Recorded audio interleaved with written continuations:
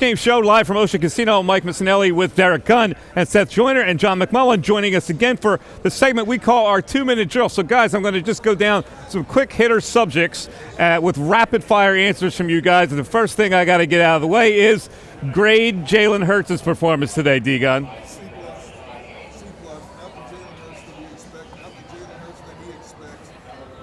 First game of the season, get some of that rust off. He'll bounce back in a big way. Seth. I give him a C-. I just, I expect more, but I realize where he is and the fact that he hasn't had much playing time in game situations this year. New offense, new offensive coordinator, that's always, some room in there where things are going to be a little bit hectic in the beginning. Yeah, I'm with Seth, C-. I expect more. That was a perfect description. I expect more out of Jalen Hurts. I thought, look, I understand that stuff. He didn't play in the preseason, first-time play caller, but typically he wears on opposing defense, extending plays. You saw that a couple times, but not enough. I think he'll get there, but I expect more. Yeah. Let's stay with you, John McMullen, and come around this way. DeAndre Swift, did you see anything in training camp that would lead them to believe that they don't believe in him yet? Yeah, I don't think they believe in him as a runner yet. In training camp and practices, they were working with him a lot as a receiver, but we didn't see that either. But as far as being a runner, yeah, that was Kenny Gainwell in every high leverage situation. So that didn't surprise me. Now, I thought there'd be a little bit more of a mix, and I think ultimately have to get there, but it wasn't surprising to me that Gainwell was the RB1, so to speak. Seth, are we overrating DeAndre Swift's contribution to this team? Because I thought it would be significant. I don't really think so. I believe that DeAndre has got to find his footing in this offense. Quite frankly, the Detroit Lions offense wasn't formulated and run this way. So I believe that, it's going to take him a little time to get acclimated. I do believe that he's explosive, but he's got to find his footing within this offense, and it's hard to do that when you practice the way they practice and the little amount, that these guys actually play. But I also believe that, the Eagles saw enough in Kenny Gainwell last year in the playoffs to believe that, he should be their number one guy, and they featured him as such in this first game.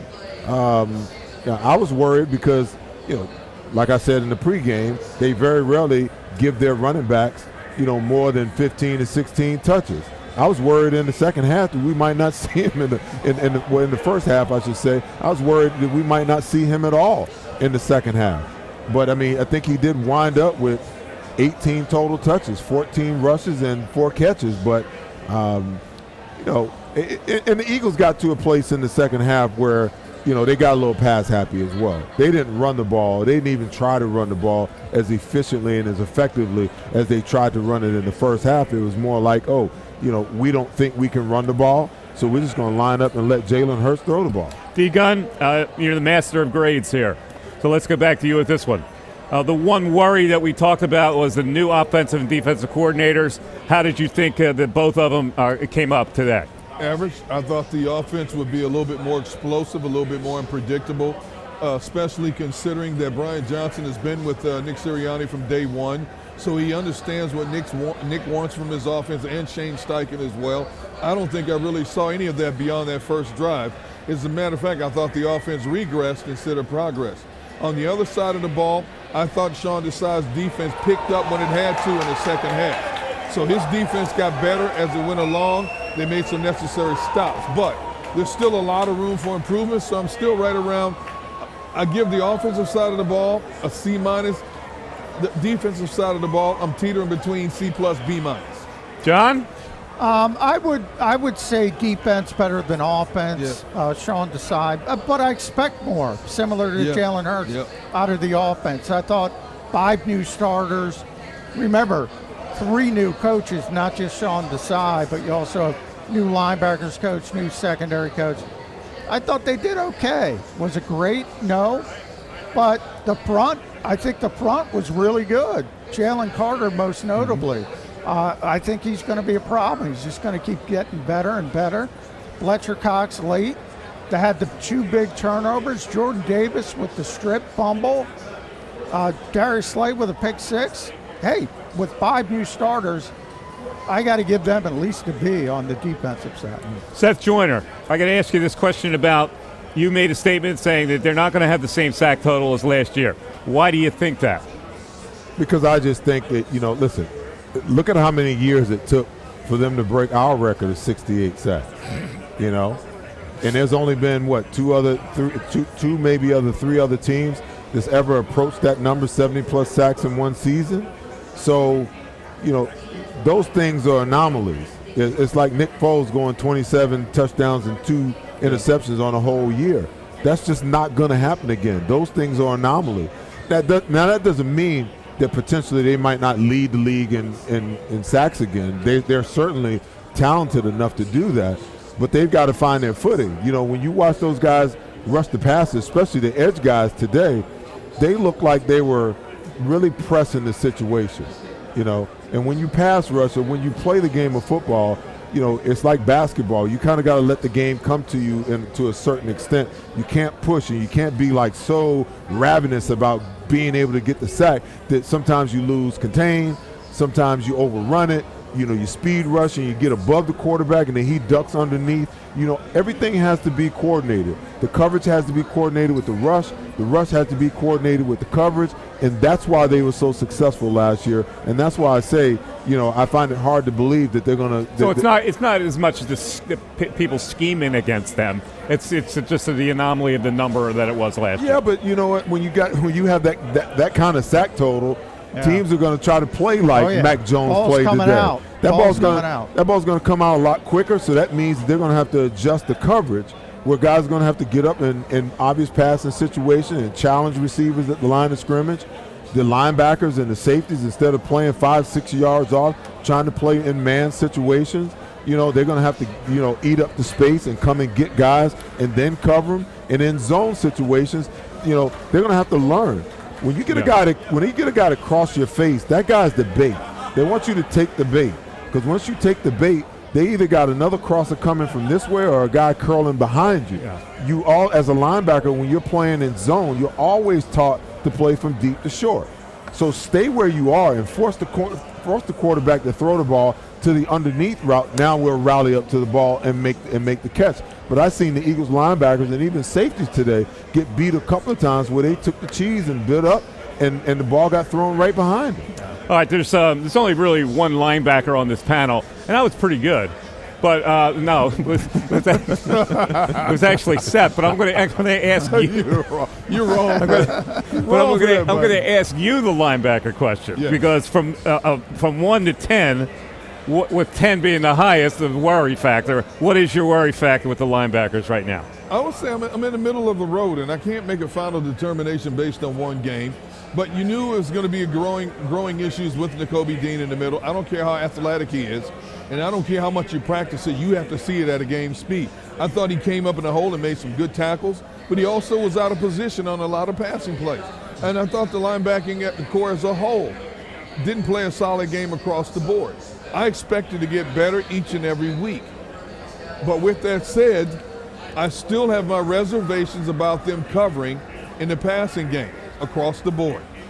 I have reservations. Seth, they're down to Zach Cunningham and Christian Ellis right now, right? I just got word also that they're not going to jump the gun, but Nakobe Dean will have an MRI on his foot tomorrow morning. That's what I mean. So Thursday, that's what you're talking about as your starting linebackers. Well, but listen, this is the Roosters coming home to roost here. When you don't pay attention to and you don't commit the resources to a position that is vitally important, and to me it's more vitally important in today's game than ever, because more times than not, you're a 4-2 front. You only got 2 linebackers on the field. So those guys better be good players. Now the Eagles, originally when they cut down to 53, they only had 3 linebackers on the entire roster. Right. And I'm like, and I said right then and there, you are 2 injuries in a game. away from having to play nickel or dime the entire game. Yeah. You know? Yeah. So when you don't commit the resources to go and find you a bona fide linebacker, you know, spend a second or a third round draft pick on him. You know, I get it that you got to have the guys up front on both sides of the ball. But you cannot ignore that position because every great defense, every good defense in the National Football League in history and right now always consists of at least 2 good linebackers. All right, this is a fun question. It was Tom Brady Day today, right? They retired the number, did the whole thing. I was shocked that there wasn't that over-the-top Tom Brady worship today on television. There were a couple shots of him next to Robert Kraft, a little halftime interview, right. And that was it. Right. I expected to see all kinds of highlights during the telecast. Were you shocked at that? Yeah, I was. I expected every time they went to a commercial break, you take a trip down memory lane as we've seen one of Tom Brady's great moments, and the announcer calling one of his great moments. I mean, the man went to 10 Super Bowls, won 7. So I expected, won 6 in New England. I expected this to be a Tom Brady inundated show from start to finish. I'm shocked the network didn't go that route. I really am. I don't care. I want to go back to the linebackers just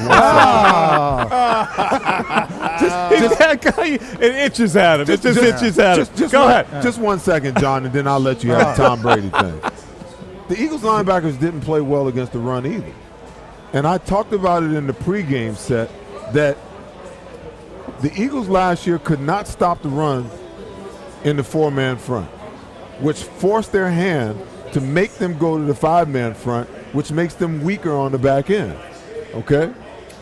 Nakobe Dean, Zach Cunningham, Christian Ellis, they all struggle against the run in the 4-man front. And you know what you're going to get? Anytime you get the 2 high safety, they'll say, okay, 6 box. We got 5 down in the lineman and a tight end in the box. We can run and block man on man, and it's a problem. It's a problem, and it's going to continue to be a problem. They got away with it today because, New England got down early and they had to throw the ball. But against teams that can run the ball, they are going to test our box, especially against the 4-man front, and they're going to force Sean Desai to put 5 defensive linemen on the field. But Seth, that's what they want to do. They're saying run the football. By all means, run the football. Because they think on a typical game day, they're going to be explosive enough to make that margin of error so small for the team running the football. They're like, all right, we'll give up a 6-7 yard run, might even give up a drive, but we're going to score, we're going to score, we're going to score. And the Eagles didn't do that today. That was the problem. Now they still, as I said, and I think you guys all agree, I never got the feeling New England was going to win this game until Nick Sirianni went 4th and 2, and I said, well, maybe they are going to blow this game. But they didn't. I never got the feeling they were in this game, even though the Eagles played that poorly, because they're so explosive. And as the season goes on, and you're all right about not playing in preseason, they were rusty. But when they get kicking, they're going to score a heck of a lot of points, and teams just running the football, that's what they want them to do. That's part of the philosophy. I'll say sometimes that works, John, but when you only put up 14 first downs, 17 first downs today, and as bad as that New England offense is, they put up 24 first downs.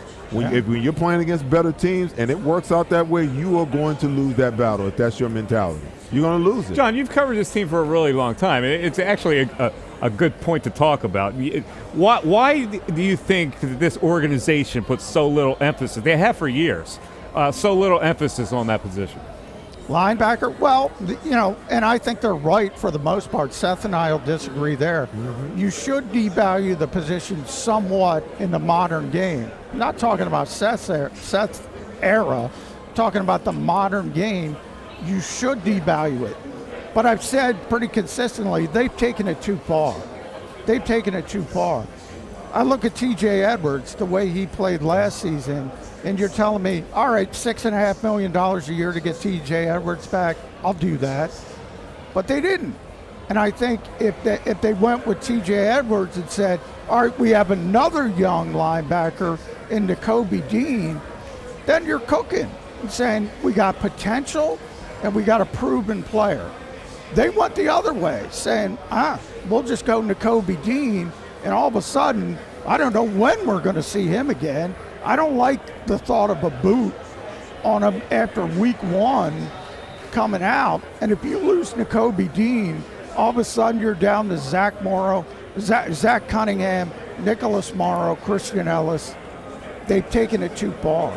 They've taken it too far to evaluate the position. I agree 100%. All right, let's take a break. We have Dr. Bruce coming up to shine some more light on this Nakobe Dean injury. And we also have game balls left here on the Pine Hockey Eagles postgame show. Live from Ocean Casino, Mike Missinelli with Derek Gunn, Seth Joyner, John McMullen, Caleb Santiago, and we're back right after this. My wife was